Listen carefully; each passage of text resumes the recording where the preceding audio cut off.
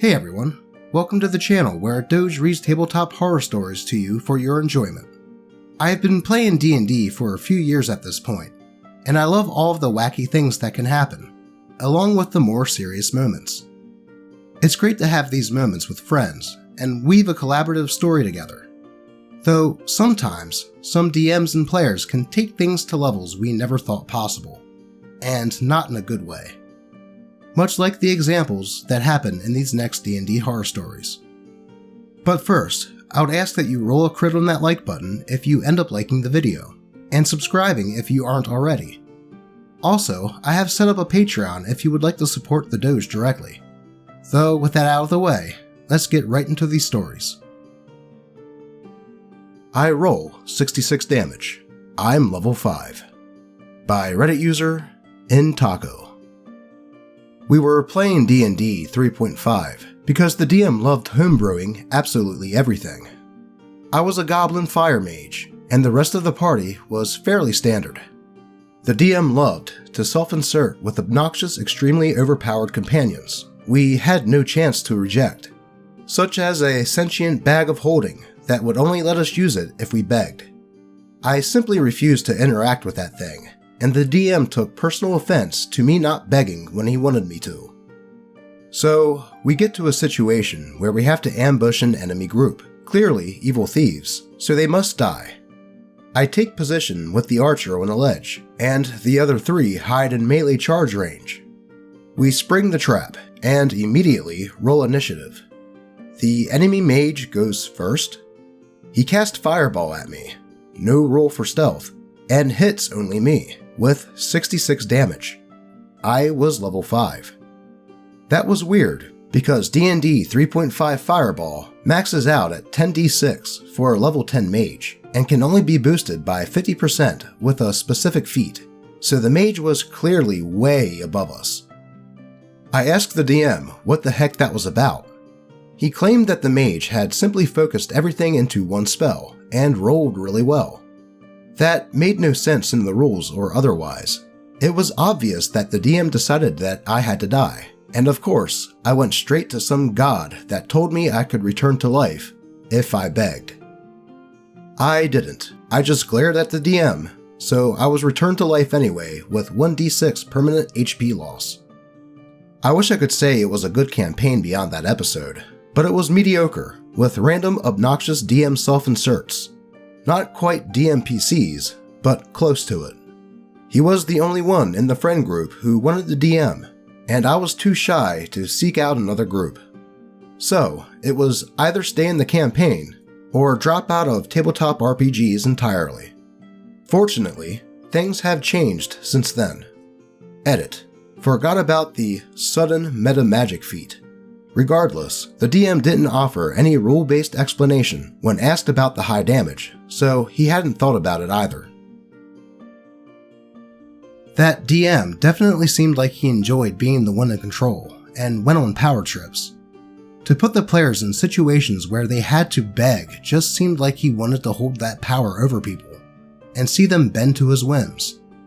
And when OP didn't comply, the DM decided he had to pay. Thankfully, it sounds like OP has better tabletop RPG experiences now. On to the next story. Krakens sperm and related processes. By Reddit user QMonster167. This was a while back, but it still haunts me. A tiny bit of context. We were about to start a campaign over Discord, and half the people couldn't make it first session, but gave warning, so the DM set up a level 20 one-shot for those of us who could make it to play, saying to make some basic level 20 characters with 3 magic items of choice.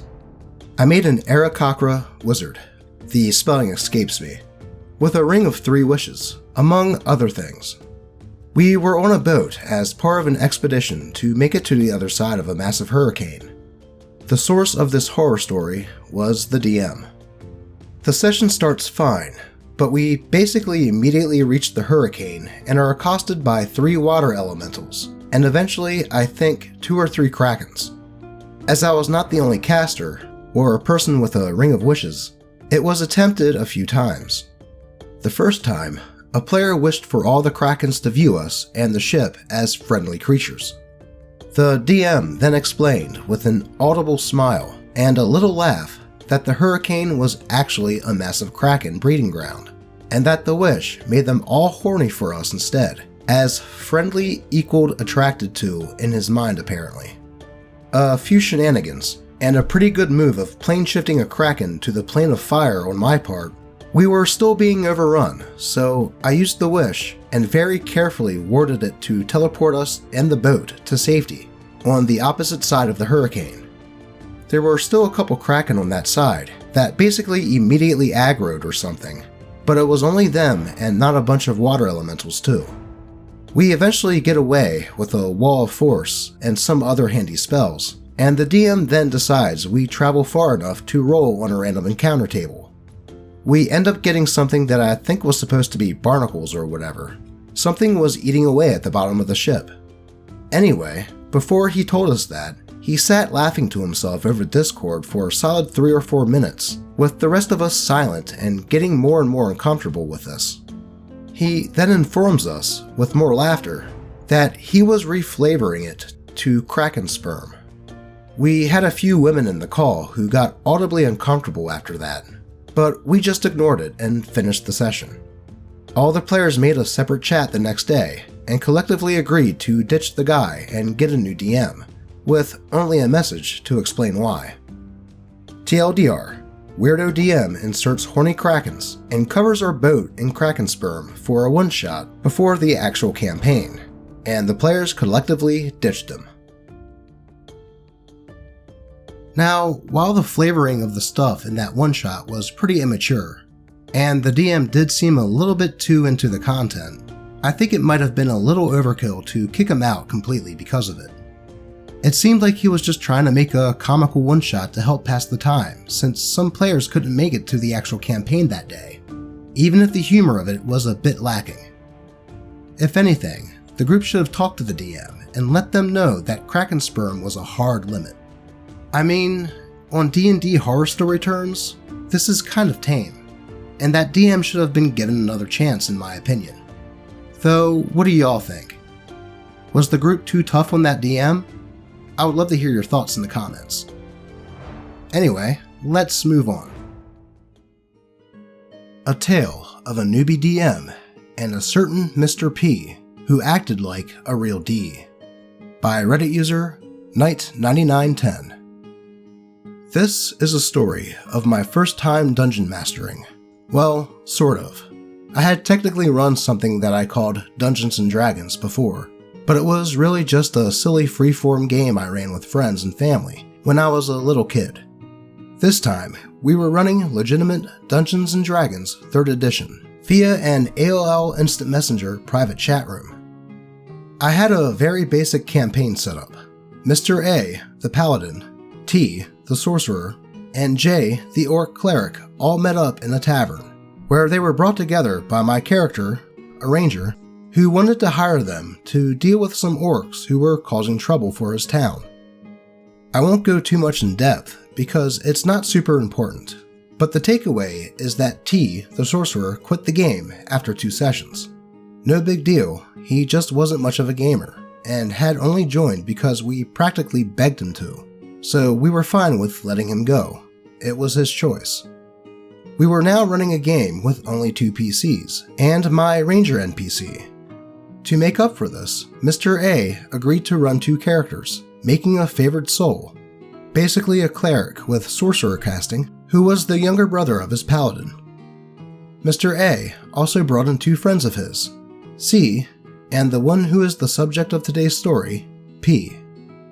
P was playing an angel in service of the god of good dragons, Bahamut, the same god that both Mr. A's characters followed. So, theoretically, this should be an easy fit into the team, and maybe it would have been. Except that P had the personality of a poop sock.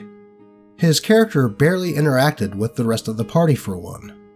His first session ended up getting disrupted after he got into a fight with Jay, and then left the chat in a huff. Next session, we asked J and P to apologize to one another. They did, and we continued. We started out in our camp not far from the orcs' fort, discussing the party's plans to assault the enemy position. They came up with a pretty decent plan.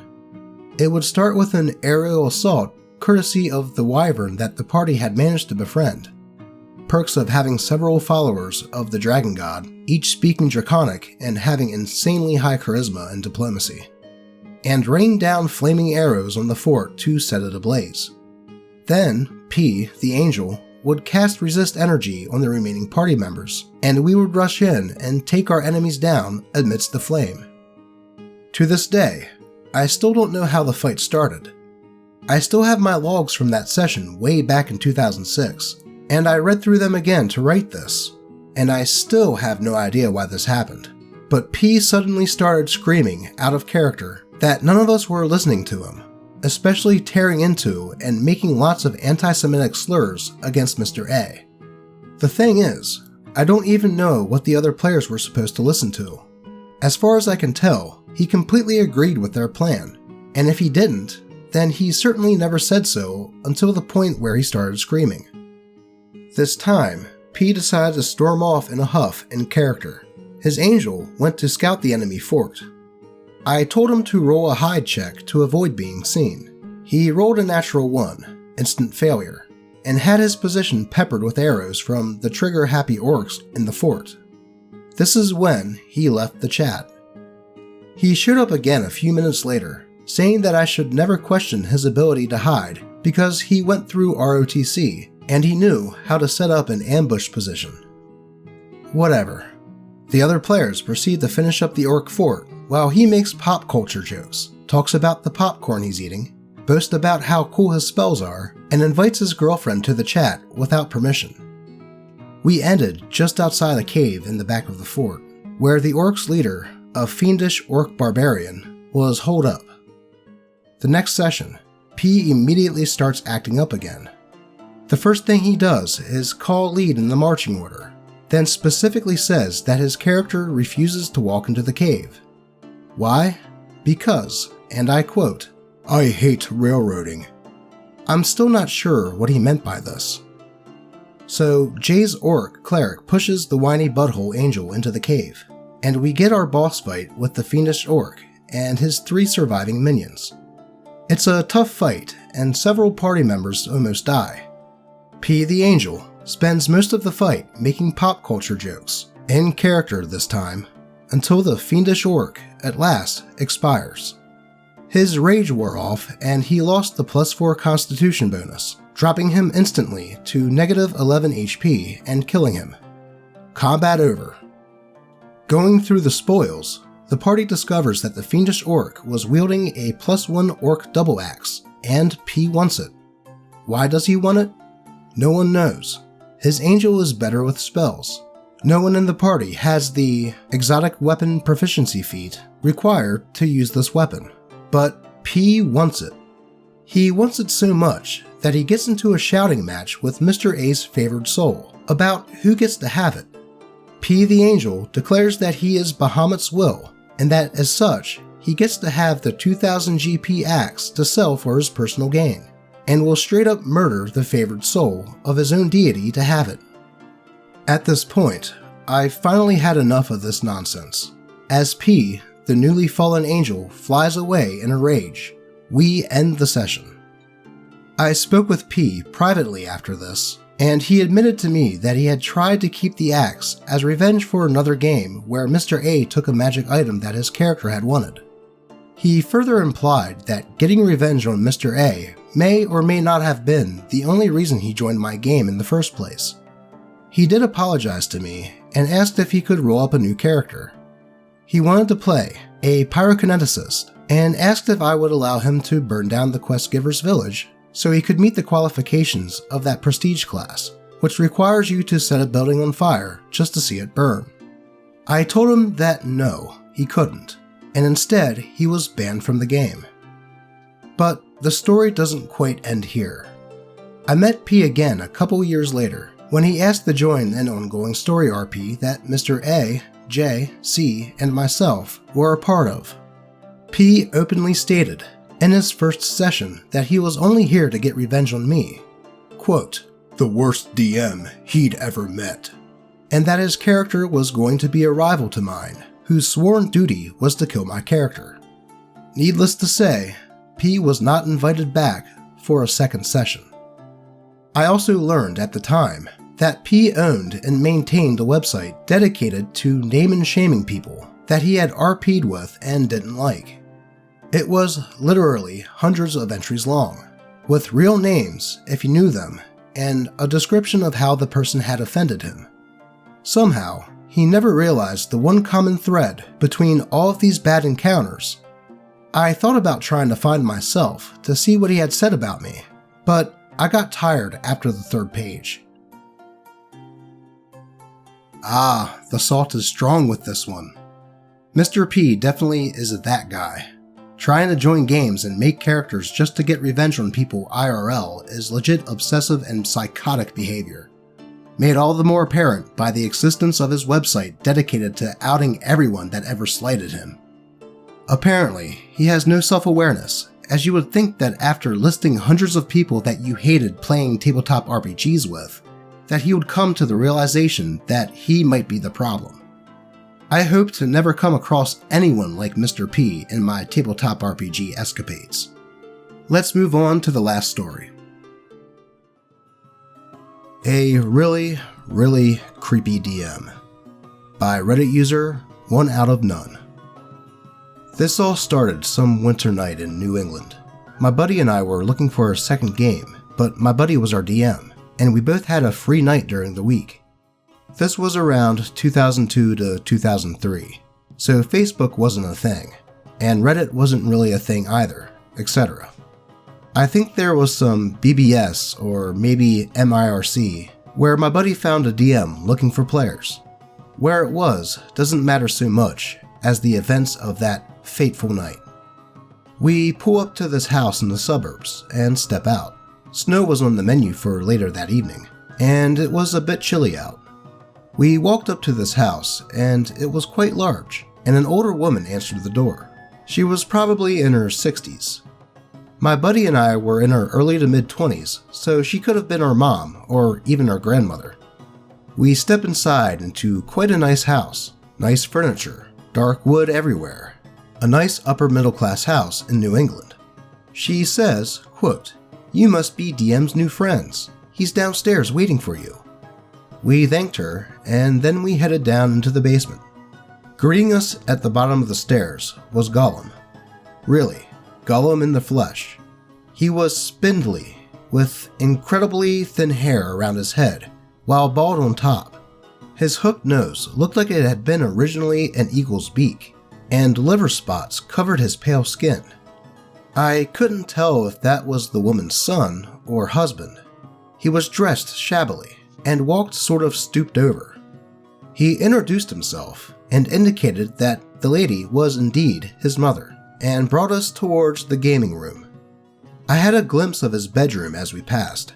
Dark, except for a small black light lit under a Pink Floyd poster.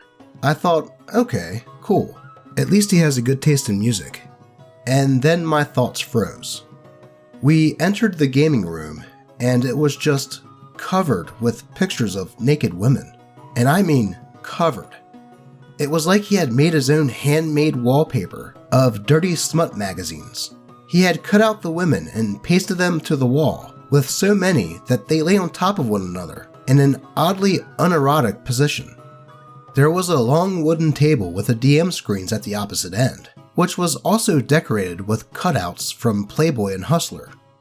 My buddy and I looked at one another. This was the chance to leave, but there was also someone willing to DM for us, and my buddy hadn't been a player in so long. So we stayed. What can I say? My buddy wanted to be a player. He had pre-made characters for us. He informed us that the other two players would not be making it, so it was just us two, and he dove right in. I chose a paladin, and my buddy chose a cleric. I don't remember anything about the game other than the one combat we had, but for that entire combat, he was actually getting angry when he wasn't hitting or killing us. Not like pretend angry. No, he was getting very angry. After that combat, My buddy and I looked at each other again, and decided without words. We just stood up and said, "Hey man, we're gonna go now, you have a good night." He remained seated in his DM seat, watching us walk out. When we got outside, it was snowing, big fat flakes falling out of the sky. Walking to the car, both of us were silent. When we got in, we sat there for a moment, and one of us said, "What the fuck, man?" And then my buddy started the car and we drove off. That was the last time we found anyone online, until Roll20 became a thing. It sounds like OP had a run-in with an actual basement dweller. And with that description of the basement, I would have been afraid to touch anything. I wonder if the Pink Floyd poster was the only thing growing under that black light. If you catch my drift. Have you ever had a run-in with players or DMs like the ones in these stories? If so, be sure to tell us in the comments. If you have a story that you would like to be read in the video, feel free to post it on the channel subreddit, or even just @ me on Twitter. As always, I appreciate all of you, and hope your games go smoother than the ones in these stories. Until next time.